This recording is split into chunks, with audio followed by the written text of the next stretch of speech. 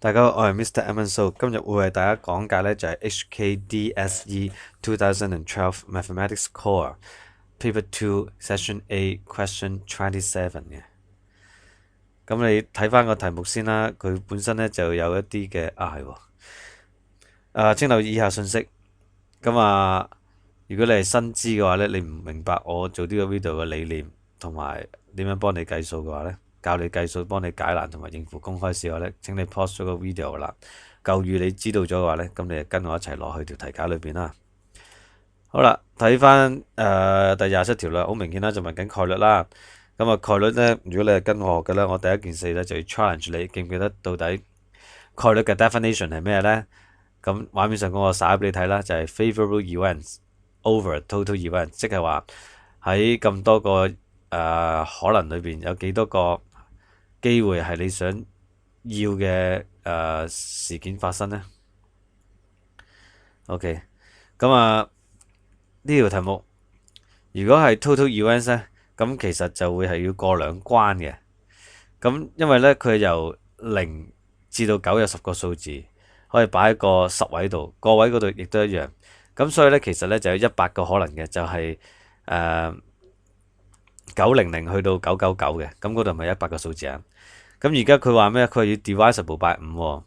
divisible by 5咧，原則上咧，我哋淨係要處理最尾個位數字嘅啫。只要佢個位數字係0或者5咧，咁就可以 divisible by 5噶啦。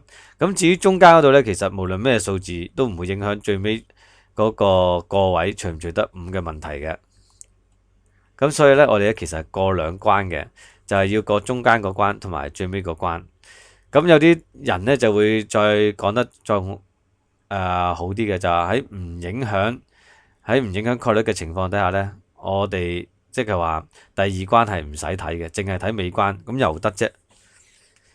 咁另外仲有一個 method 2嘅計法嘅，就真係慢慢數出嚟嘅。譬如話，我知道啦，所有嘅 event 呢就係由900開始數到係999嘅。咁當然有100個數字啦。咁而 favorable 呢就由900、905、910咁樣數到20個出嚟嘅。咁你都會計到係相同嘅答案啦，1/5啦。咁你問我係邊個好啲呢？兩個方法都學晒係最好啦，可以幫自己 check 數啦。咁如果真係處理較複雜嘅問題，當然就係原裝嗰個 method 會比較好啲啦。因為我哋用過關嘅形式去做呢，就會比較顯淺啲嘅，即係10乘2、10乘10、10乘2呢就係所有可能結果20啦，而10乘10呢就係所有可能結果嘅100，咁樣走出嚟會比較容易啲做嘅。甚至乎你可以淨係睇尾關嘅2/10都得嘅，因為前邊呢就唔會影響個概率計算噶嘛。